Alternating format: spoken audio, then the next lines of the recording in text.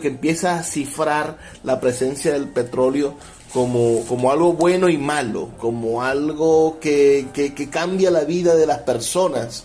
Y cuando los españoles buscaban el dorado, quizás no se daban cuenta de que no era dorado, sino que estaba un poco ennegrecido y que era más pegajoso de lo que acordaba el oro, ¿no?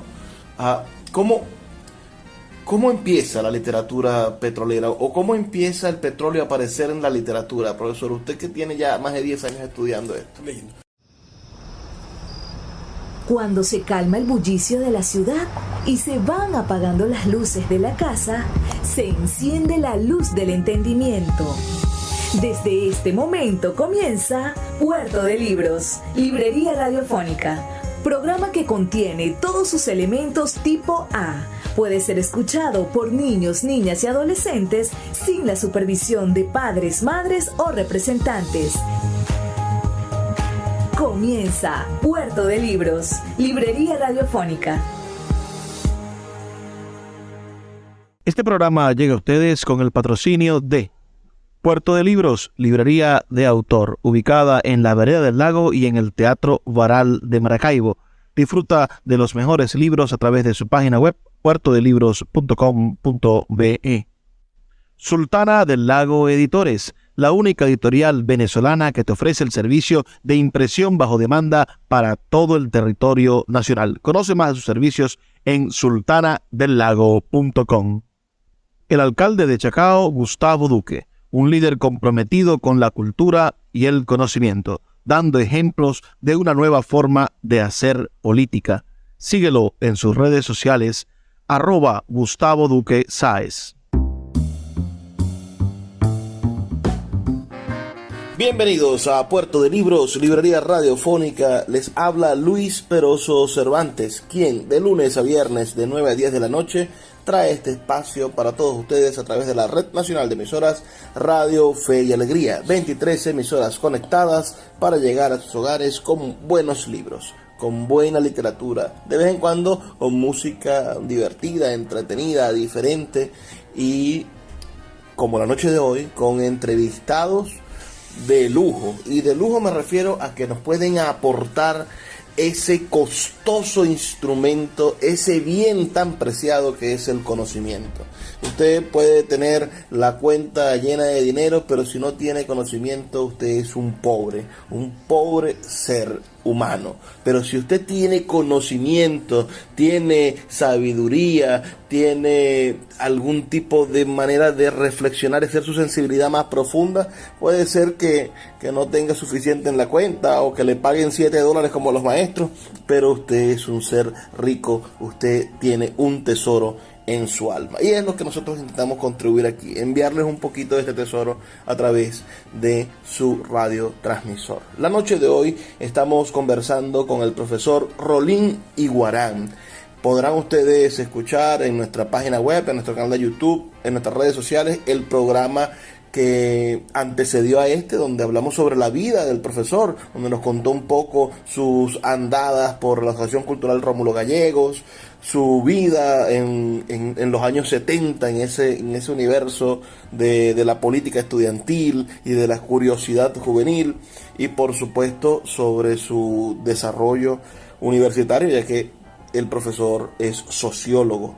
La noche de hoy vamos a meternos en materia en su trabajo de investigación actual, que es la narrativa petrolera, esa búsqueda entre el oro negro, ese excremento del diablo, como lo han venido a llamar, el petróleo que ha cambiado a Venezuela, que en el siglo XX marcó un antes y un después de la forma de lo que somos y de lo que vamos a hacer, y por supuesto la narrativa, la literatura, que no es sino un espejo de la identidad de un pueblo. Entonces Rolín Iguarán se ha dedicado los últimos 10 años de su vida a investigar toda la narrativa petrolera y a crear algunas conclusiones sobre la identidad venezolana, sobre cómo se refleja el petróleo en la narrativa y cómo lo que está reflejado en la narrativa viene a cifrar y a describir lo que somos y lo que vamos a hacer.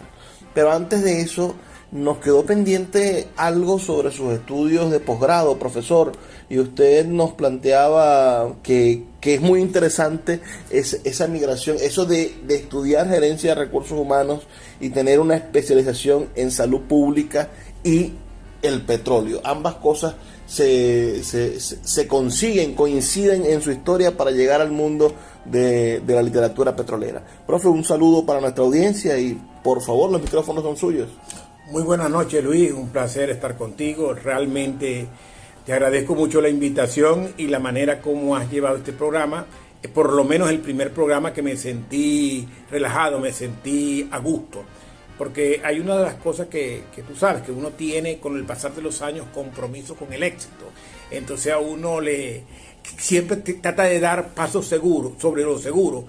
Y incursionar en estos temas, del cual yo no tengo una gran fortaleza, lo literario, porque yo lo que hago es tratar de la literatura llegar a la realidad, tratando de aplicar métodos científicos, o sea, al inverso que ustedes los intelectuales, los escritores de poesía, de cuentos, de novela, que la realidad es un insumo para la construcción literaria, no necesariamente lo literario es con pelos y señales lo que hay en la realidad. Entonces, me siento bien, te agradezco la invitación y te agradezco la dinámica que hemos tenido porque me ha gustado, me he sentido como un pez en sus aguas, en su río, en su dominio, como tal, ¿no? Ahora, te tengo que decir cosas que son lamentables en Venezuela. Venezuela es un país cuya economía depende del petróleo. Y posiblemente la dinámica económica del petróleo incida en lo político, en lo social, hasta en lo literario. Pero lo que te voy a decir es lamentable. No existen estudios de posgrados sobre petróleo en las ciencias humanísticas, sino técnicas. La pregunta es ¿por qué? Porque para poder hacer estudios en las ciencias sociales, por ejemplo, periodismo, petrolero, tú tienes que agotar en el estudiante de posgrado mucho tiempo, materias, lecturas sobre los aspectos técnicos. O sea que para incursionar en el mundo petrolero visto de nosotros, las ciencias sociales o ciencias humanas, tienes que pasar el colador de formarte, aunque sea empíricamente, en aspectos técnicos. Pues si vas a hablar del petróleo y no sabes qué es el petróleo, cómo está compuesto químicamente, qué son grados API, cómo se miden, no puede entrar el petróleo. Entonces, aquí en Venezuela no existen estudios de petróleo para las ciencias sociales ni las ciencias humanas. Pero es el gran problema, profe, y disculpa que lo detenga, el venezolano común no sabe lo que es el petróleo. El venezolano común no tiene idea de a qué profundidad se encuentra el petróleo de la tierra, de la superficie. El venezolano común no tiene idea de cómo es el petróleo sencillamente de tocarlo, ¿no? Quizá alguno tuvo la suerte en un laboratorio de química en el bachillerato de ver un poquito de petróleo, pero no sabemos lo extraño, lo ajeno a nuestra realidad que es el petróleo y parece que el petróleo está en todos lados, pero en ninguno. Es como un fantasma. Yo diría que eso es lo bueno del petróleo, que está en todo. Y hay mitos sobre petróleo, te doy uno. Todo el mundo cree que el petróleo es negro, ¿no? Y dependiendo de su mezcla y el lugar donde se encuentra, tiene otros matices. Nosotros producimos en medio del lago un petróleo extra fino y tú lo ves y es acuoso con un color verdoso y cuando lo sueltas te queda aquí una capa transparente en la mano, ¿no? Pero son las maravillas del petróleo, pero lamentablemente hay mucho estereotipo y como tú dices, no tenemos un estudio sistematizado con el petróleo por cosas muy sencillas. Nosotros debería tener uno, si no conocimiento, información sobre el petróleo desde niño, para que cuando uno sea adulto y esté en la universidad ya tenga este bagaje técnico, teórico en la cabeza, por saber, por ejemplo, qué es el petróleo, cómo se conforma, incluso para qué sirve, ¿no? Por ejemplo, otro mito es que el petróleo se usa en el mundo en primer lugar para gasolina. Eso es mentira, chico. Lo que hasta el momento es insustituible del petróleo es el plástico. Increíble pero cierto. pero el 70-80% de los derivados del petróleo, que tienen muchos derivados, es para hacer cosas de plástico. ¿Qué no hay de plástico ahora? Te pregunto.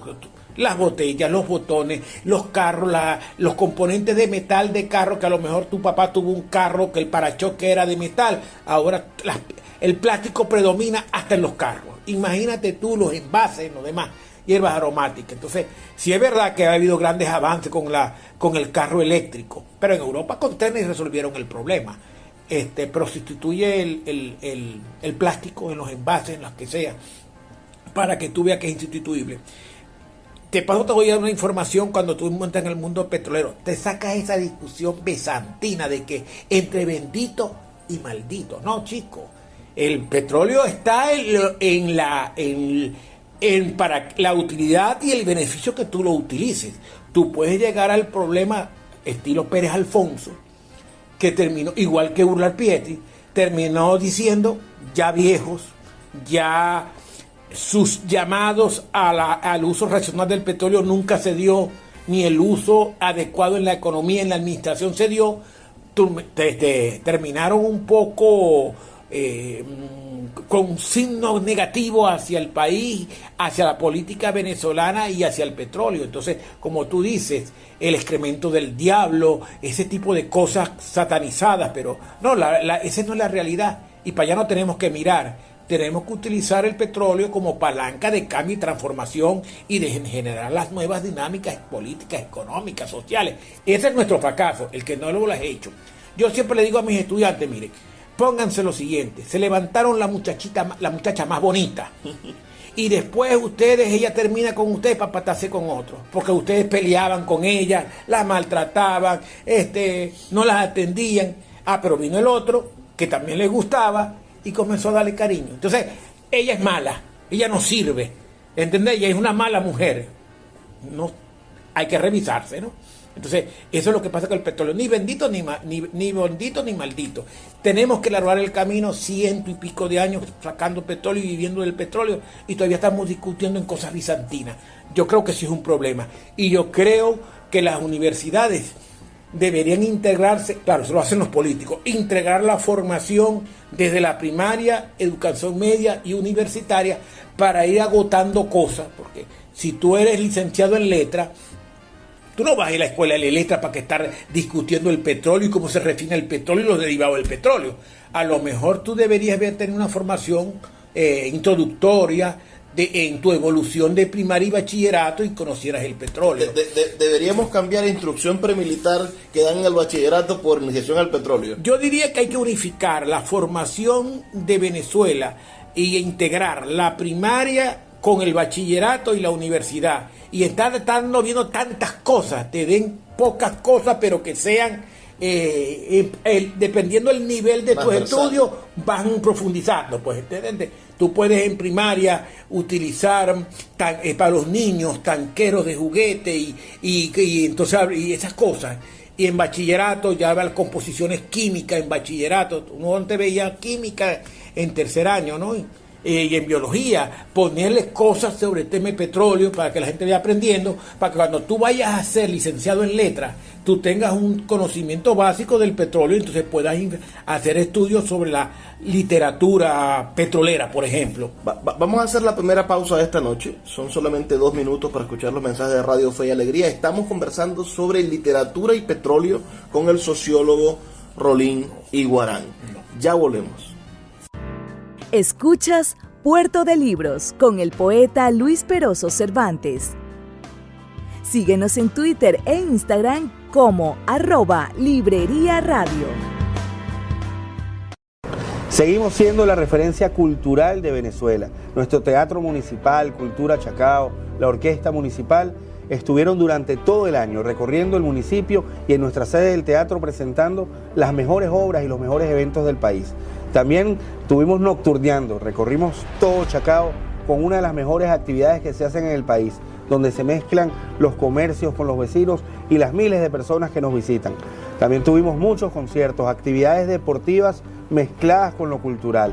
haciendo de Chacao esa referencia segura donde todo el mundo quiere venir a divertirse con la tranquilidad y seguridad de estar en el mejor municipio de Venezuela.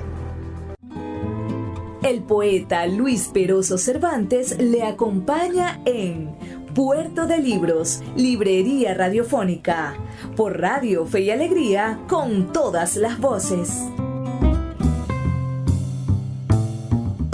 Seguimos en Puerto de Libros, Librería Radiofónica, esta noche conversando con Rolín Iguarán, sociólogo zuliano, no sobre literatura y petróleo, porque quizás ese no es la forma más apropiada de acercarnos a esta investigación que tiene más de 10 años en curso, sino sobre la presencia del petróleo en la narrativa. Pero quedamos pendientes, estamos todavía pendientes con el tema de la salud y cómo estudiar salud te lleva, es decir, cómo estudiar gestión pública de la salud te lleva a investigar sobre el petróleo. Ok, decíamos que yo te aclaraba en primer lugar de que aquí no existe formación académica de posgrado en el área de petróleo para las ciencias humanísticas, sino que todos los posgrados son técnicos y es difícil hacerlo en el área humanística porque tú para poderlo hacer gastarías mucho tiempo y lectura sobre los temas técnicos básicos para entonces que la gente se aboque a los que son economistas, a los que van a ser licenciados en letras, los posgrados en esta ciencia, ya poder a entrarle a su área, porque ya tienen los aspectos técnicos que les permiten diferenciar o aclarar ciertas cosas. Entonces no lo existe. Entonces armar una maestría de 5 años, cuando es el tiempo para un doctorado, porque vas a gastar 2 años, 3 años en formación técnica, ni es rentable ni nadie lo va a coger, porque la gente va a coger una maestría de 5 años cuando en cualquier sitio se hacen 3 años como tal. Y si no hay maestría no puedes tener doctorado. O sea, la cosa tiene continuo. Yo logré con el doctorado hacer una tesis sobre gerencia estratégica del negocio de los hidrocarburos, porque las ciencias sociales, uno de los temas que tiene que tener presente es la gerencia, la administración. Y tú sabes que el área de la administración que más se estudia es la parte de gerencia. La gerencia depende de la administración, es hija de la administración. Entonces yo, cuando comencé a ser profesor de la Universidad del Zulia, para escalar hay que tener posgrado. Tú entras como asistente, instructor, para ser agregado, que lo haces más o menos ya con 8 años en la universidad como profesor. Tú tienes que tener un trabajo de ascenso, pero tienes que tener maestría. Entonces yo no tenía maestría porque no había petróleo en mi área social de economía. Y entonces había un doctor, un gran hombre que ya murió, llamado Ricaute Salón Gil, que él estaba estaba reclutando gente para que lo ayudaran en la universidad a hacer un diseño de gerencia para los hospitales, porque el gran médico, director de la Universidad del Zulia, fue comisionado de salud. Él tenía una conclusión, que una cosa era ser médico y otra cosa es ser director de un hospital. El director de un hospital tiene que ser un gerente y que tiene que tener conocimientos médicos, pero iba a ser administrador. Entonces, antes, para ser director de hospitales, yo creo que todavía es así, solamente se hacía un curso que se llama Curso Medio de Salud Pública, que duraba 1 año, pero que no era certificado como título de posgrado universitario, que se prestaba mucho a la maniobra política del partido de gobierno de turno para nombrar a los directores de hospital. O sea, si llegaba al poder partido X, sacaba el curso violentamente para que su militancia lo hiciera y ponerlo en los hospitales. El doctor quiso hacer eso, entre los reclutados estuve yo, tú sabes, ¿no? Entonces, una cosa de probar lo que uno hace es hacerlo uno mismo. Y además, yo necesitaba hacer un posgrado para presentar mi categoría en la Universidad del Zulia, y yo soy del programa de Administración Pública, mención planificación. Habían 3 menciones, que era epidemiología, dirección de hospitales, y una que murió, que tuvo solamente dos promociones. Era la mención de planificación, porque la gente, los médicos iban mayoritariamente era a ser directores de hospitales, y otro a profundizar en la epidemiología, en la salud pública como tal. Muy pocos iban a la planificación. Gracias a Dios yo soy de la primera de las 2 promociones que hubieron en mención planificación. Pero, te repito, yo había trabajado en salud pública, tenía cierto bagaje y conocimiento y fui invitado al diseño de un programa de maestría más que honorable, ¿no? Imagínate que a ti te inviten ahora una universidad a levantar un programa de maestría en la área que a ti te gusta, que tú que trabajaste, ¿qué tal? Entonces esa es la verdad. Yo no, tal vez si hubiese tenido dinero, recursos, me hubiera ido a hacer un posgrado en París, Francia, la cuna de los sociólogos, porque allá en París, en posgrado, te puedo decir que es muy bueno. Tú eres especialista en un tema, tú vas allá y allá sacan para estudios de doctorado, es por necesidad, por perfil. Ponte que las colonias africanas de Francia tengan problemas con sociología del petróleo. ¿Cómo organizar las áreas del petróleo? Ellos sacan en París un doctorado en sociología X para enviar a su gente en toda su colonia. Entonces es la necesidad del gobierno francés, y entonces que no tiene nada que ver con el partido político. Una cosa es el gobierno y darle respuesta a sus problemas. Entonces uno se puede colar por allí, pero tú sabes que yo no tenía los recursos para ir, pues. El doctorado sí lo hiciste en petróleo. El doctorado mío, la tesis, mi doctorado es en ciencias de la educación, pero yo desde el comienzo vendí una idea y me lo aceptaron, que era, dado que existe una necesidad de formación en las ciencias sociales, mi tesis doctoral era investigar si era verdad o era mentira lo que yo decía de que no habían de estudios de posgrado en el área de las ciencias sociales y el por qué. Y el capítulo 6 era el 75% de la tesis, que era una propuesta para hacer un programa de maestría llamado Gerencia Estratégica del Negocio Petrolero. Porque el petróleo es una riqueza que hay que saberlo administrar, que es uno de los problemas que en Venezuela podemos discutir, que todavía está latente, ¿no?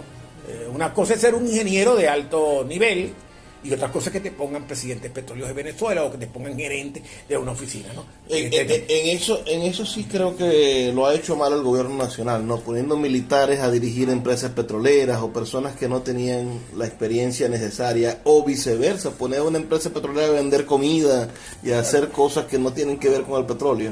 Bueno, yo lo que no quiero es parcializarme políticamente, ¿no? Y te voy a dar quiero conectarlo con el pasado. El primer presidente de Petróleos de Venezuela fue un militar, que puso Carlos Andrés Pérez. Y se sacó de la manga Petróleos de Venezuela. Eso no era la evolución del petróleo de Venezuela. El señor Pérez Alfonso creó en 1961 una empresa llamada CBP. CBP era, cuando terminaba las concesiones petroleras, ella iba a...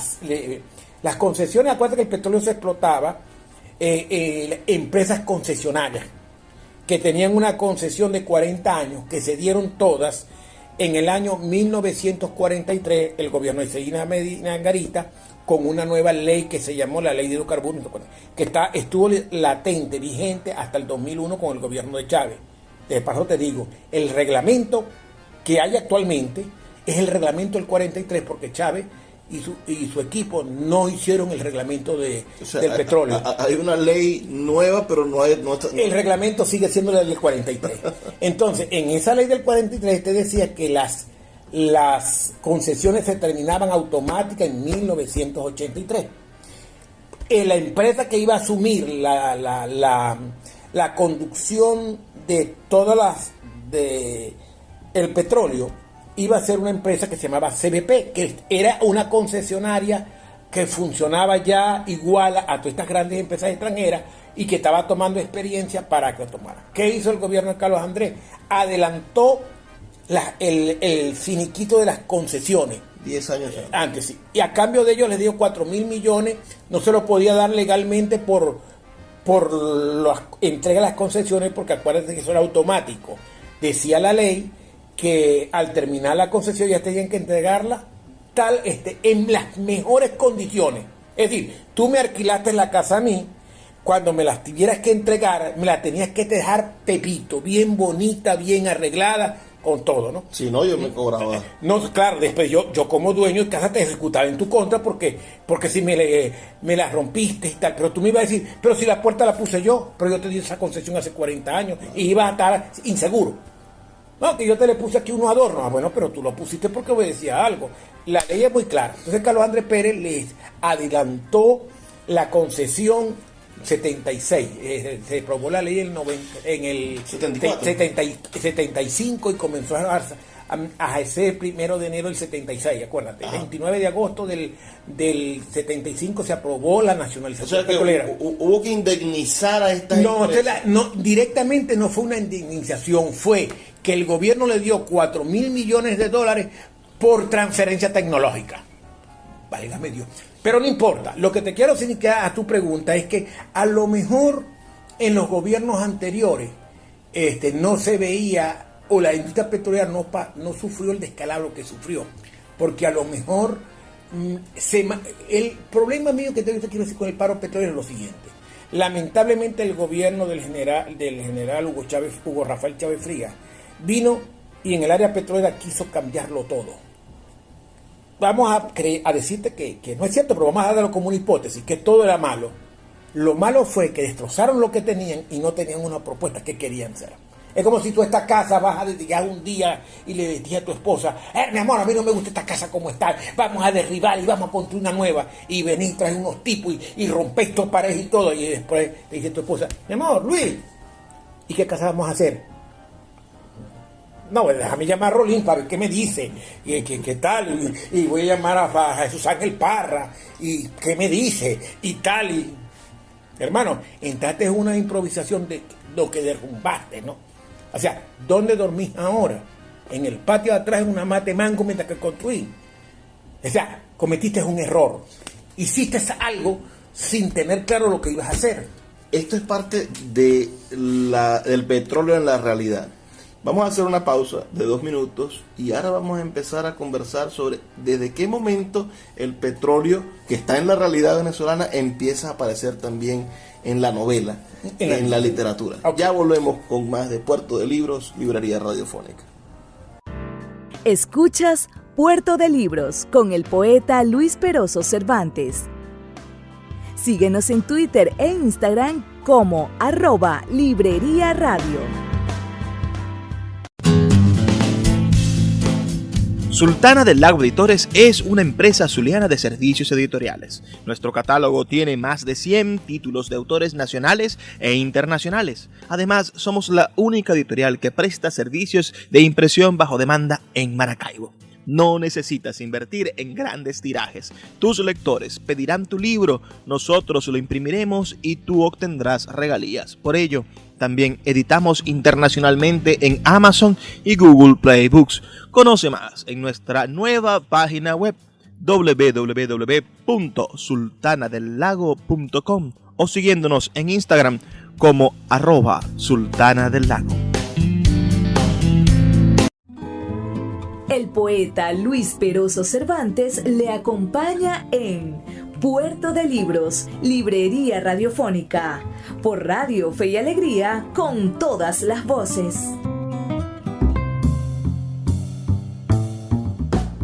Seguimos en Puerto de Libros, Librería Radiofónica, esta noche con el sociólogo zuliano Rolín Iguarán. Y yo me quiero meter ya en materia. Hay una palabra que utilizan nuestros indígenas para describir al petróleo, ¿no?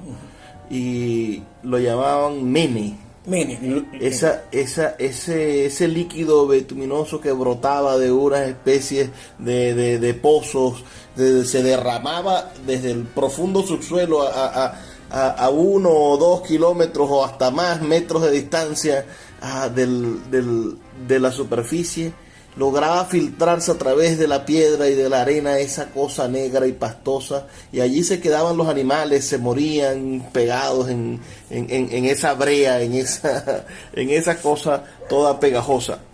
Y hubo un escritor venezolano, Ramón Díaz Sánchez, que escribe esa novela Mene, y que empieza de alguna manera, o es la que hemos leído, que empieza a cifrar la presencia del petróleo como algo bueno y malo, como algo que cambia la vida de las personas. Y cuando los españoles buscaban el dorado, quizás no se daban cuenta de que no era dorado, sino que estaba un poco ennegrecido y que era más pegajoso de lo que acordaba el oro, ¿no? ¿Cómo empieza la literatura petrolera o cómo empieza el petróleo a aparecer en la literatura? Profesor, usted que tiene ya más de 10 años estudiando esto. Mira, en verdad el petróleo, como tú dices, los indígenas de acá del occidente lo llamaban mene, a esas cosas que brotaba de la tierra. Los indígenas del oriente del país le llamaban excremento del diablo. En mismo Venezuela, dos realidades distintas. La aparición del petróleo en los escritos latinoamericanos comienzan con los cronistas de India, quien comienzan a reseñarlo. O sea que existe escritos de los 1500 para acá, donde los navegantes españoles en exploración tomaban nota de esas fugas naturales que se daban de petróleo. No le ponían el nombre petróleo porque el nombre no existía. E inclusive, para irte más atrás, si quieres hablar el tema del petróleo, que tan antiguo es la aparición del petróleo, si te vas a la Biblia vas a conseguir descripciones de cosas que tal cual como lo plantean, eso se llama petróleo, pero le tienen otro nombre. Y si te vas a la literatura universal, si te lees a Zaratustra, que es de 13 siglos antes de Cristo en Irán, vas a conseguir que ahí hay descripciones de petróleo también con otros nombres. Y si vas a la literatura romana, griega, vas a conseguir, por ejemplo, los griegos, cuando Alejandro Magno llega a lo que es ahorita entre Éufrates y Tigre, lo que es actual Irak, ahí hay una descripción de cómo lo utilizaban los iraníes para aquel entonces, la Mesopotamia, como elemento de guerra para defender a la ciudad. Tenían unos canales que soltaban el petróleo y le prendían fuego para que el enemigo no les entrara a la ciudad, ¿no? O sea que el petróleo es muy viejo, muy reseñado, en diferentes épocas, en los últimos, por lo menos de Zaratustra, del siglo III a.C. hasta el momento, por los griegos, por los romanos,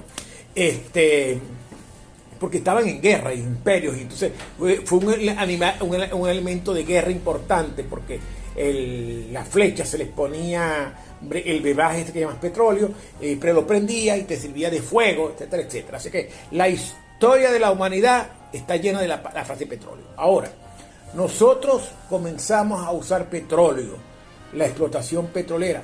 Te estoy diciendo, si desde la colonia ya venían la descripción de petróleo, es una cosa. Nosotros comenzamos a usar el petróleo industrial. Tú puedes llamar la era petrolera en Venezuela en 1914 con la explotación del Mene Grande, la Mene Grande Oil Company en el Cerro La Estrella, que es Baral. Aun cuando tú sabes que comenzó una incipiente producción en 1878 por allá en el Táchira, cerca de Colón, una empresa llamada Petrolier Táchira, pero que es el anticipo, lo antecedente de la industria petrolera como tal, ¿no? Pero bueno, esas son indicaciones que ahorita no nos entienden. Pero ahora viene el tema que nos ocupa. Yo realmente no soy estudioso de la petronarrativa. Si vamos a hablar de la petronarrativa, sería unas novelas que están basadas en su diseño, su estructura, están basadas en el tema central del petróleo. Aunque yo tengo mis diferencias con algunos estudiosos de algunas novelas, por ejemplo, Oficina Número 1, que es una novela 100% petrolera, yo creo que el petróleo es una buena excusa para narrar cómo surge un pueblo llamado El Tigre, ¿no? Oficina Número 1 de Miguel Otero Silva. Sí, Miguel Otero Silva, sí. Sí, me refiero a eso. Pero meten a Miguel Otero Silva y Oficina Número 1 y a Casas Muertas en la narrativa petrolera. Sí, porque Casas Muertas termina con el entierro de Sebastián, su novia emigra, La novela termina, Casa Muerta, con la salida de no sé qué Rosa, que se va para el sur, o sea, ya está saliendo. Para Pará de Ortiz realmente queda en el estado Guárico, ¿no? Atraviesan el río y entra en el estado Anzoátegui, ¿no?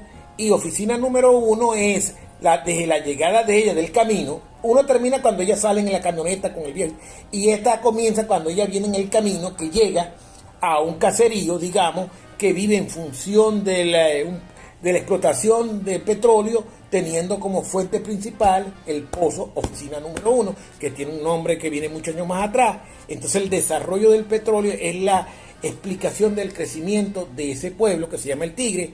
Y si tú vas actualmente o llamas al cronista del Tigre, te va a decir que la partida de nacimiento de ese pueblo es esa novela. Tenemos audiencia en El Tigre. Fe y Alegría se escucha en El Tigre, así que podemos enviarle un saludo a nuestros amigos de Fe y Alegría en El Tigre. Un gran efusivo y gran saludo a las personas del Tigre.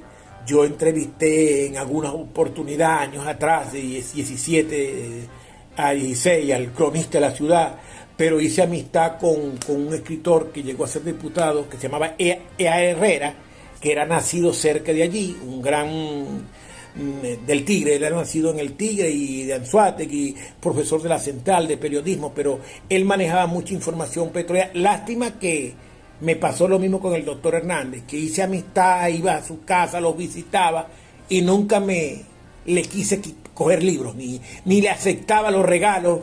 Bueno, uno por como es uno, pero lamentable, ojalá yo tenga acceso a algún día a su biblioteca o rescatar alguna cosa de Luis Guillermo Hernández. La primera novela petrolera o el primer texto donde el petróleo sale, ¿cuál será? Como literatura en el estado Zulia o a nivel nacional. Si vamos a nivel del estado Zulia, si vas a hablar de narrativa, todo el mundo lo tiene olvidado. Hay un escritor que se llama Marcial Hernández. Este es un libro de la universidad, pero la universidad publicó unos folleticos que una vez yo te vi criticarlo porque sacaban nada más que 100 libros, ¿no? ¿Te acuerdas? Sí, sí. Por radio tú dijiste eso, que eso no era ninguna publicación porque apenas era 100 libros. Sin embargo, volviendo al tema, el tema que nos ocupa, hay un cuentecito, un cuento corto, un texto narrativo corto que se llama Mina de Asfalto. Si te pones a buscar la data, 1918, un texto muy corto de él que va como personaje a los lados de Machique y tal, y pescando un venado y se consigue una cosa de la gente se hunde, tal. Te quiero decir que ese asfalto que hunde a las personas es petróleo, ¿no? Claro. Lo que pasa es que tiene una densidad muy baja, y entonces la densidad te hace el petróleo pesado, más chiqueloso, como la faja del Orinoco, de baja densidad, ¿no? Porque el petróleo, según su momento se decía, entre más alto es más refinado, se aprovecha más, y entre más baja la densidad es más pesado y menos provecho. Y tú sabes que la densidad la hicieron los gringos en 1910 y la densidad es la del agua. Si tiene más grados de densidad más de 10, flota. Si tiene menos de 10, es más pesado, cae al suelo. Entonces, en el Zulia, porque hay dos cosas, la narrativa petrolera o la presencia del petróleo en la narrativa zuliana y a nivel nacional. Son dos tiempos diferentes. Entonces te quiero decir que en el Zulia, el primer cuento que yo he conseguido, porque yo no soy la verdad, es de un señor llamado, que tú lo conoces, un escritor llamado Marcial Hernández, que escribió un cuento que se llama Mina de Asfalto, y el asfalto es petróleo. Bueno, la gente tiene como iniciadora Balmores Rodríguez con La Capitana. No, este es mucho antes de La Capitana.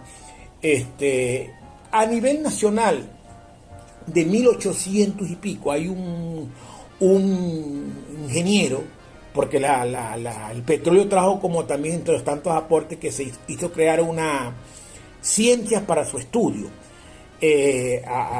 Hay uno que se llama geodesta, que es el que estudia la tierra y las condiciones, porque el petróleo está metido en unas piedras huecas que se llaman trampas, ¿no?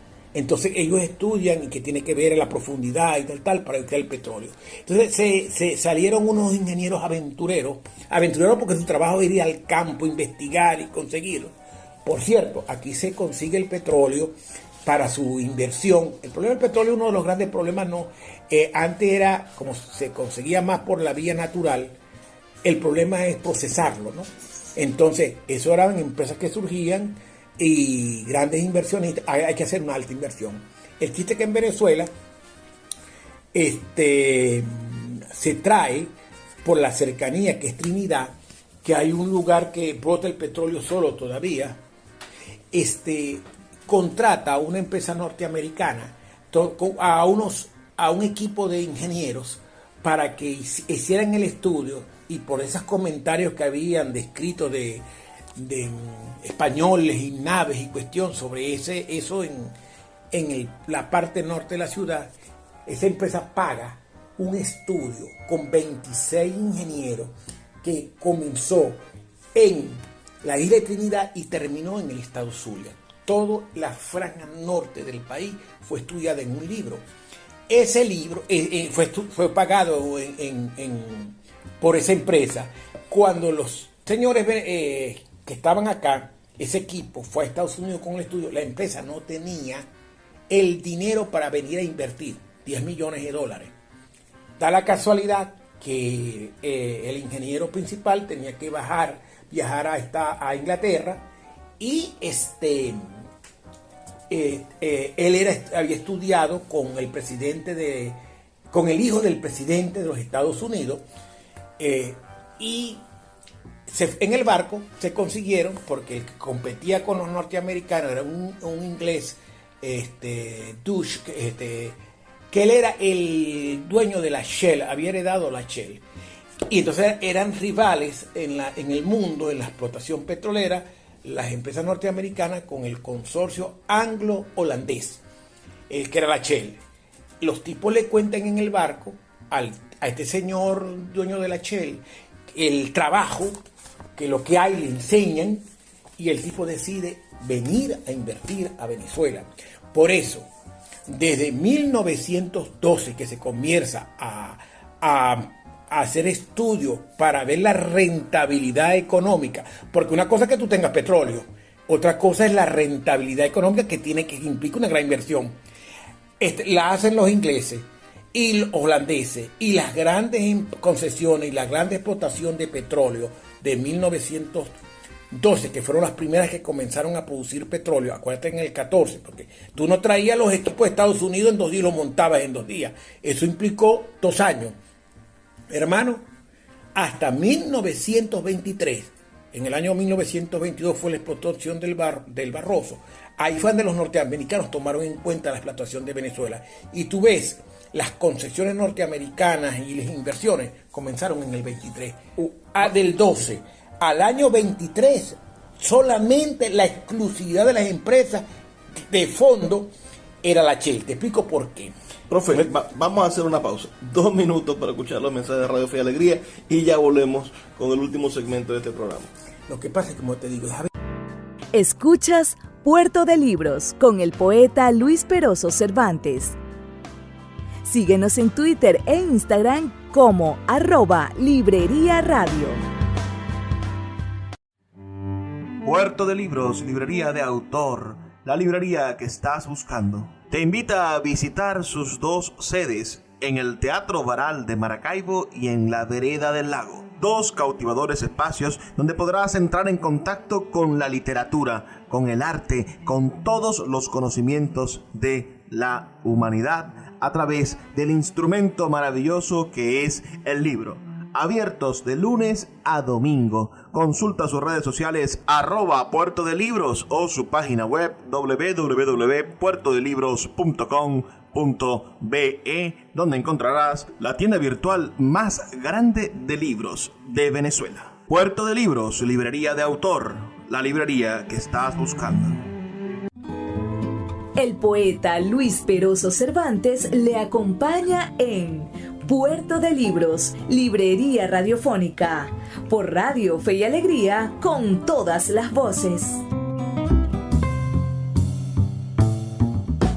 Seguimos en Puerto de Libros, librería radiofónica, esta noche escuchando al profesor sociólogo Rolín Iguarán. Profe, seguimos en esta búsqueda de en qué momento se mete la realidad del petróleo en la literatura. Ok, es que el detalle es que yo no soy estudioso de la narrativa petrolera, yo soy estudioso de la presencia del petróleo en la narrativa, novela, la narrativa larga, ¿no? Es simplemente, es cómo el petróleo aparece y su significado. Te doy un ejemplo. Tú lees una novela zuliana que se llama Sobre la misma tierra, que escribió un gran escritor venezolano llamado Rómulo Gallego. Es la única novela de las 9 que hizo Gallego que toca el tema del petróleo. Pero ¿cómo lo toca? Que en el último párrafo de la novela, cuando ya tú te leíste la novela Sobre la misma tierra, que ya estás terminando, que estás en el clima ya, en el descenso, ves que en el último párrafo él hace una comparación entre las torres petroleras de Cabima con los molinos de viento de La Guajira. Algo así que la comparación de civilización y barbarie, que en Rómulo Gallego tú lo vas a conseguir con mucha frecuencia. Eso es todo. Ese es cómo toca en el año 31 Rómulo Gallegos el petróleo en Venezuela, en el estado Zulia. Civilización y barbarie. Las torres petroleras de la costa oriental del lago, pujante económicamente, como tú no sé, conoces La Guajira, que es tierra árida, monte, no hay carretera, y entonces lo que había que los caciques tenían territorios. Lo escuchan en Paraguaypoa también. Ay, Dios mío. Bueno, yo les digo a los paisanos, yo soy hijo de guajiro de la Castepiayú, mi papá era iguarán, yo no tengo nada. Estoy hablando es cómo se presenta el petróleo en la novela Sobre la misma tierra, que es una novela que se está basada, como excusa es de la ambientada, yo diría que es en el área de La Guajira venezolana, y sobre el amor de una muchacha y una princesa y tal, ¿no? Me comentaba usted la presencia del asunto petrolero, por ejemplo, en Ifigenia, de Teresa de la Parra. Bueno, ese era un ejemplo que yo tengo clásico para hablar con las personas sobre lo que yo hago. Porque, por ejemplo, todo el mundo ha leído Teresa de la Parra, una gran escritora venezolana, una mujer muy cisgénero, y cuando uno la estudia, entonces tú ves que ella escribió 2 novelas. La primera novela es recién llegada de Europa, que se llama Ifigenia, Ifigenia. Bueno, que es una descripción, una narración, digamos, de su época, de lo que fue en el mundo griego la obra clásica esa teatral de Ifigenia. Ok. Después le escribió una novela que es mucho más rica, de metáforas muy cortas. Yo creo que el único que la copió a ella en la forma de redactar fue Gulal Prieti. Él dale mucha importancia a la metáfora en la narrativa. Tú no vas a ver eso en ningún otro escritor, o por lo menos de la época. Esta señora Teresa de la Parra, su novela Ifigenia está basada, por ejemplo, en el tema de una muchacha que llega de Caracas de Francia, y que está desconectada de la realidad caraqueña o la sociedad caraqueña, porque ella fue desde niña a estudiar, su papá se la llevó a Europa, exactamente a París, tú sabes, una sociedad mucho más moderna. Y bueno, su novela es la confrontación de ella a la realidad que comienza a vivir, pues. Se consigue que su tío materno ha expropiado los bienes de su papá, que ya no es heredera de nada, una gran hacienda muy productiva. Bueno, ella, tiene que irse necesariamente a vivir a casa de su abuela, que la quiere mucho y tal, pero una casa muy conservadora de la época, estamos hablando de 1923. Y una familia tradicional caraqueña que vivía de hacienda de otro estado como tal. Entonces, el cabeza de la familia y era su tío, que era materno, que era el nuevo dueño de la hacienda que fue de su papá. Ella que quería ambientar lugares mucho más modernos, para poner una nota, conoce a un joven ingeniero, que se sienten atraídos los dos.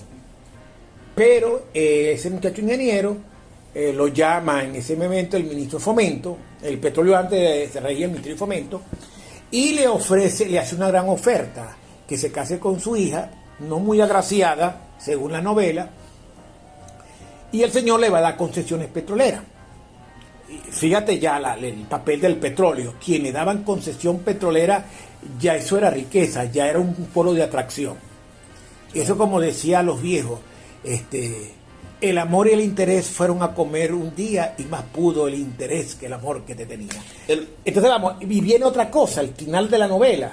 Ella tiene una gran decepción con eso, más la situación de su casa, que era difícil, porque una niña de bien tenía que casarse con alguien. Entonces a ella le buscan como novio un hombre viejo, gordo, conservador, machista, pero él era en el Congreso el brazo ejecutor de Gómez, y eso implicaba también cambiar hasta ministros, los que dan las tierras, las concesiones. Ella termina, al final, renunciando a lo que ella era, sus principios, para casarse con ese tipo. La muchacha, ¿no? Se somete a, vamos a decir la palabra de este Rómulo Gallego, se somete a la barbarie, ¿no? Entonces, pero mira lo que significa, lo que está representando el petróleo allí. Ya es riqueza, ya es modernidad, ya hay una ruptura con la sociedad caraqueña que vive de la agricultura. Esa novela es de 1923. Entonces, el petróleo no es una novela petrolera, pero te estoy hablando de la presencia del petróleo en esa novela y lo que significa el petróleo. Comienza ahora, ahí comienza lo mío, pues, a contextualizar históricamente cómo estaba la explotación petrolera. En el 23 ya pasaste el Barroso. ¿Qué significa el Barroso? El Barroso lo primero que hace es una producción permanente de 375,000 barriles para la explotación y simplemente elimina el café y cacao como fuente de ingresos en la economía venezolana. No sé si tú me estás entendiendo.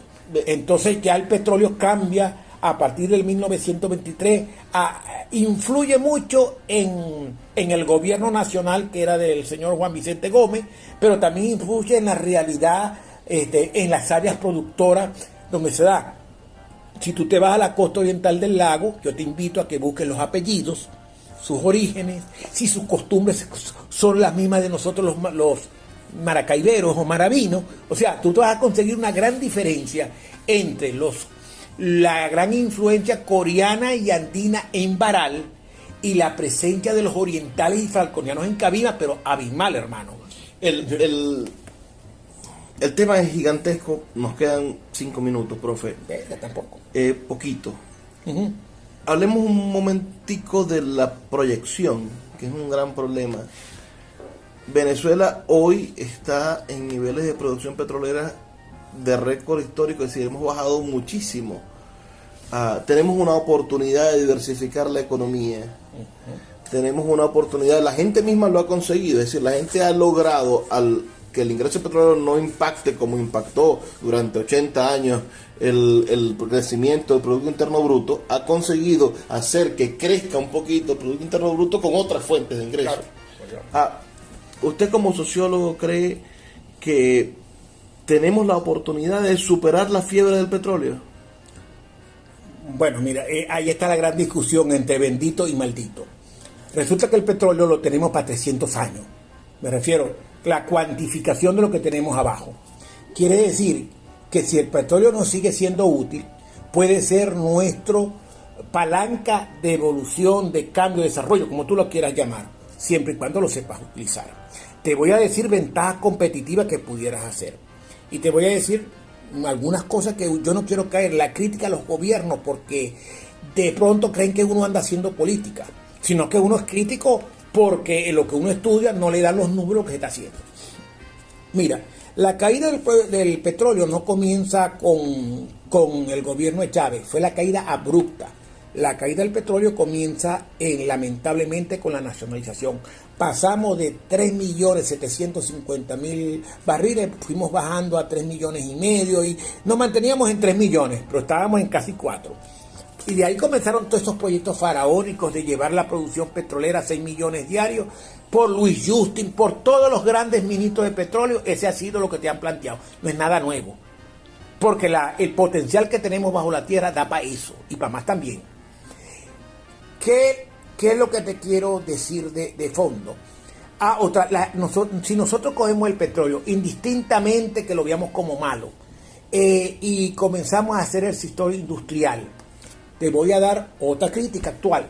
Cuando se crea la ley del 43, la que fue sustituida en el 2001, había una obligatoriedad que todas las empresas que sacaban petróleo tenían que refinar en Venezuela el 10% de su producción para cubrir el mercado nacional. Por eso es que salen las grandes industrias petroleras aquí, que se montaron 8 refinerías. No es porque esas empresas extranjeras anduvieran preocupadas, ¿no? Sino porque la ley los obligaba. ¿Qué pasó con el gobierno? Sí. ¿Qué pasó con el gobierno que arrancó en 1999? Que sacaron una nueva ley muy nacionalista, muy buena, excelente, pero una de las debilidades es que no es obligado el que saque petróleo de afuera, estas empresas mixtas, hacer refinería. O sea que estamos pensando en lo mismo, sacar petróleo para exportarlo. No es malo, pero tú puedes ya a estas alturas, después de 100 años, tú pudieras crear, y con la experiencia del 43, tú pudieras haber montado refinería. O sea, si Venezuela se alía con, por ejemplo, con Chevron norteamericana y que aspecto Boscan, que producían 140 barriles, están ahorita en 20, 30, pero no importa, eso no es ahora el número. Tú hubieses obligado a que la Chevron tuviera que montar una refinería, aunque sepa hacer bolsitas de plástico, juguetes, camisas, equipos técnicos, aguas abajo, le decimos nosotros, industrias que tuviera que ver con el petróleo y el gas. Lo mismo te diría con las diferentes petros de inversión. No, eso no lo hay. El modelo que se creó con la nueva ley es seguir siendo un país productor y exportador. Te digo, Venezuela está frente al Mar Caribe. Centroamérica no hay petróleo.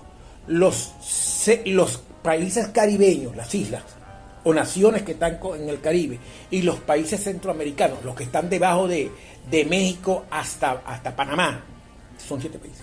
Hermano, tienen que comprar petróleo y tienen que refinarlo o comprarlo refinado. Te pregunto, ¿no es un mercado cautivo para Venezuela? Estás bravo con los norteamericanos, no vas a venderlo, ellos no quieren comprar. Y si tú refinaras y inundaras en el mercado centroamericano y le das política de crédito, política de inversión, pero que paguen, ¿no? Entonces, yo creo que todavía el petróleo en la actualidad es una palanca de desarrollo, de cambio, de transformación, como tú la quieras llamar. Eso de que el petróleo está maldito, per se no. Nosotros lo hemos hecho per se. ¿Dónde podemos leer sus reflexiones, profesor? ¿Tiene una red social? ¿Tiene algún blog? ¿Algún sitio donde podamos...? Mira, yo he sido un hombre descuidado, porque tú sabes que en la Universidad del Zulia te obligan, la universidad, a presentar trabajos de ascenso e investigación hasta llegar a titular. Tú a los 18 años en la universidad tienes que, para ser titular, que es tu último grado, el número 5, tú llegas a los 17 años si vas bien y cumpliendo con las etapas anteriores. Y lo único que tienes que presentar es una tesis doctoral y un trabajo de ascenso. Después de eso eres lo que llaman vaca sagrada, es decir, ya nadie te va a evaluar. Entonces, cuando tú llegas a la vaca sagrada te pones lees mucho, discutes mucho, pero no escribes. Y escribir implica compromiso. Yo no lo hago en honor a la verdad, es por el compromiso de la discusión. Pero ya ahora soy como digo en la gallego a mis amigos, estoy vuelta a la patria. Quiero sentarme a escribir, tengo unos proyectos, tengo años leyendo, ya estoy definido lo que quiero hacer. Tengo muchas cosas resumidas en cuadernos, en mi computadora. Es necesario que se haga. Cuando uno llega viejo, comienza uno a preguntar, ¿no? De que, ¿qué dejo en esta vida? O sea, ¿por qué estoy y para qué estoy aquí? ¿Entiendes? Yo he sido muy descuidado en cuanto a la producción escrita, pero ahora lo voy a retomar. Pero sí he ido. Mira, a mí los amigos me invitan a dar clase en un colegio, yo voy y doy mi clase. Recientemente me invitó un cineasta amigo, Ionesco Troconi, a una conferencia el 14 de diciembre y estuve con Luis Jesús Ángel Parra, me dijo que está haciendo unas cosas sobre petróleo, que dentro de 1 o 2 semanas me toca a mí exponer petróleo y sociedad. Yo voy, pero yo leo, yo estudio, yo busco. Sí estoy interesado en tomarlo escrito. Pero sí te confieso, he sido muy descuidado en 2 cosas, en escribir y gustarme los medios de comunicación. Yo lo evado. Yo vine aquí porque tú me invitaste, yo tengo un buen concepto de ti, te veo y no te quiero ofender, ¿no? Me acuerdo de un gran amigo, Luis Guillermo Hernández, que él era un gran difusor cultural. Te veo así como él, inquieto, no me vayas a malinterpretar, inquieto, que quieras hacer cosas y tal. Bueno, no es que me necesitas a mí, pero si tú necesitas que alguien te venga a hablar sobre las cosas que yo leo y sobre las cosas que yo me voy a poner a escribir, ¿por qué no darte la mano? ¿Por qué no ayudarnos? ¿Por qué no rescatar una red? Bueno, hacerla, porque antes realmente los grupos literarios eran pequeños grupos.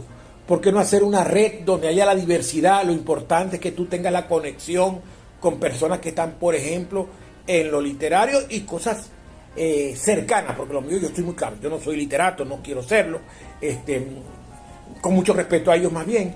Bueno, hacerlo, apoyarnos, ayudarnos, seguir creciendo, ¿no? No crecer en edad ni crecer en estatura, porque ya yo no, pero sí crecer un poco espiritual, moral, éticamente, como tal. Yo estoy viviendo una etapa que estoy feliz, ¿no? Por ejemplo, se reunieron los sociólogos y vamos a reclutar el colegio, el gremio, vamos a hacer cosas, y entonces necesitamos un tipo que sea a futuro el presidente de la comisión, que sea presidente de las elecciones, que tenga respeto, que sea el juez. Entonces, por votación unánime, Rolín Iguarán. Imagínate eso, mis colegas me llaman, me invitan y me ven como el tipo que soy equilibrado, que puedo ser mediador entre los diferentes grupos. Magnífico, ¿no? Y esto, por ejemplo, de que últimamente, inclusive hasta PDVSA me ha requerido y me ha hecho oferta. Te voy a hacer una oferta si tú llegas a tener dinero.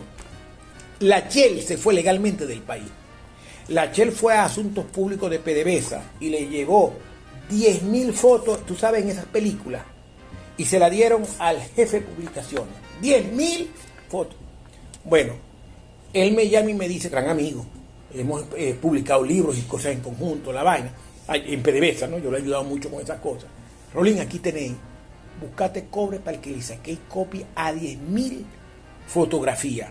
Claro, eso es para que tú comiences a analizar. La fotografía, eso te sirve para muchas cosas, y unas cosas para mis reconstrucciones históricas y de cosas, ¿no? Imagínate tener tú aquí en Maracaibo, en la Biblioteca del Estado, porque eso no lo vas a hacer uno para uno. Yo me voy a morir. Mi hija no quiere mi biblioteca. El drama de los profesores universitarios, nuestros hijos se fueron del país. Y lo que menos, y si los quieres poner bravo, dile, que te voy a dejar en la biblioteca de herencia. No hagas eso. No cometas ese error con tu hijo. Se te pone bravo. Bueno, que hagamos un centro, por ejemplo, que veamos estratégico. ¿Qué fundación, qué institución seria hay que nosotros podemos conseguirle copia de eso? Hay que comprarlo, hay que pagar. Y entonces ahí podemos generar pues yo puedo ir a investigar. A lo mejor tú en la literatura también te quieras ver esas primeras casas, cómo se explotaba el petróleo, cómo tal. Es hasta educativo. Yo ando en esa onda, cómo hacer red de comunicación, red de intercambio y cómo conseguir nichos para explotar en conjunto. Porque el tema petrolero es mentira que una persona los puede explotar solo. Es más, te voy a decir una verdad muy dolorosa. La palabra experto petrolero, eso se lo inventaron los periodistas. ¿A quién llaman experto petrolero? Bueno, a la persona que van a entrevista y sabe y le dice lo que ellos quieren que sepan. Entonces tú consigues un tipo y te habla es de economía, pero te mete a los aspectos técnicos, te le mete a lo histórico y tal. Eso es un experto petrolero. Pero si tú te preguntas, ¿dónde fue famoso ese experto petrolero vas a conseguir? Mentira, eso es una falacia. Aquí no existe estudios de eso. Eso es, yo lo voy a tomar en el buen sentido, como un reconocimiento social. Que tú vengas y me digas, es el profesor Rolín Iguarán, experto petrolero. No, experto un carajo, yo he leído, yo he estudiado, pero eso no existe. Ese es otro de los grandes mitos que hay, los expertos petroleros. No existe. Profe, un inmenso placer, y a quienes nos escucharon, también decirles que este programa llega a ustedes todas las noches con el interés de que nos conozcamos un poco mejor. Esperamos muy pronto, poder pasar a través de nuestro canal de YouTube la conferencia que va a dictar el profesor, seguro con la ayuda del acervo histórico, y poder muy pronto, si el profesor nos da la oportunidad, publicar alguno de sus libros en este sentido. Ok, Petróleo y Sociedad se va a llamar, muy sociológica, ¿no? La conferencia. Mira, yo quería decirte al final una cosa que yo tengo que decirla, que es obligado. La presencia del petróleo en la literatura venezolana tiene 3 etapas. Una que es la de los años 20, realmente arranca en 1909 con una novela llamada Lilia, que es el petróleo donde aparece, como te estoy diciendo, como Ifigenia, El problema, por ejemplo, de Lilia es un problema de amor y tal, pero entonces el tipo tiene una hacienda y los holandeses se dan cuenta y quieren robarle la hacienda. Gracias a Dios que su suegro había sido ministro y había hecho cobre con Gómez y fue interceder para que Gómez no le quitara la tierra a él, porque uno de los grandes males del petróleo en Venezuela fue que cuando el petróleo, el terreno se le cede en concesión a una empresa, el pobre campesino, el dueño de la hacienda, hermano, lo expropiaban sin derecho a nada, tenía que salir con sus chivitos y su mujercita para el carajo, pues. Eso generó mucho las migraciones a Caracas y los estudiantes de pobreza, al que el dueño del terreno no se lo reconocían, porque el Estado lo estaba dando y se lo pagaban los que cubrían la concesión al Estado, no al campesino. Entonces el petróleo aparece como que por casualidad un hecho que se da muy corto en la novela, como un tema secundario. Luego de los años 30 comienzan a aparecer novelas y cuentos. Te voy a decir pero que hay un problema, que muchas veces la publicación de la novela no se compagina con la época histórica que se escribe. Por ejemplo, no vamos a repetir Menes porque es canzón. ¿Te acuerdas que la otra novela está hecha en el año siguiente, 36, es Mancha de Aceite? Si tú lees Mancha de Aceite, te vas a dar cuenta que está hecha en los años 20. Es un médico colombiano que lo traen de Boston para acá, 23. Y entonces el tipo cuenta una supuesta aventura que él vive con una empresa llamada La Moon, año 23, no 18. Entonces, donde él es el protagonista, ¿no? Entonces, pero entonces eso no obedece a ver, fue publicada un año después de Menem, pero realmente si tú te vas a la novela, al estudio de ella, la contextualización histórica, es mucho tiempo antes. Igual que Menem, se publicó en el 35, pero es una realidad de mínimo unos 10 años antes. Entonces, hay que tener mucho cuidado con eso, para el estudio nuestro, social, ¿no? Hay novela, y vamos a decir que en los años 70 ya comienza la novela donde el petróleo no lo nombran, pero la sociedad que te montan es una sociedad producto del petróleo. Te doy un ejemplo. Hay un economista que la gente no lo olvida, porque fue un gran dramaturgo llamado Isaac Chocrón. Isaac Chocrón es un economista formado en Inglaterra, de alto nivel. Él era dramaturgo, como tú lo sabes, pero él escribió una extraordinaria novela que se llama 50 vacas gordas. Se refiere a familias muy ricas y tal. Pero si tú te lees la novela, el tema central es una mujer que enviuda y rica y tal, 2 más hierbas aromáticas, que el esposo le dejaba acciones en la bolsa del valores, que vivía frente a una gran plaza. Toda esa vaina está muy bien, pero lo que tú sacas de chupa es que es una sociedad, Caracas, cómo se desarrolla, cómo se moderniza en base del petróleo. No es una novela petrolera, pero el petróleo lo tenéis de principio a fin. Como país portátil. Ya en los años 70 para acá, ya no hay la novela del tema petrolero al estilo 60, 70. Yo diría que del 35 al 70, el petróleo aparece, aunque, como yo te digo, hay algunas novelas petroleras que dicen que es petrolero, que yo digo que no, que el petróleo está en una ambientación, ahí podés discutir lo político, lo social y tal. Las otras no, ya así como al comienzo un referente histórico que te induce a creer otras cosas, como en Efigenia. En los últimos años, la novela petrolera, el petróleo aparece ya como con una sociedad, como consecuencia, como producto del petróleo. Acuérdate que se dice que el petróleo es sinónimo de desarrollo, de cambio, ese tipo de cosas. Entonces, eso pasa con las novelas de los 70 para acá. Pero son 3 momentos diferentes de la presencia del petróleo en la narrativa venezolana. A todos los que nos escucharon, un placer. Nos sintonizamos el día de mañana. Recuerden, de 9 a 10 de la noche por la Red Nacional de Emisoras Radio Fe y Alegría. Por favor, sean felices, lean poesía. Claro.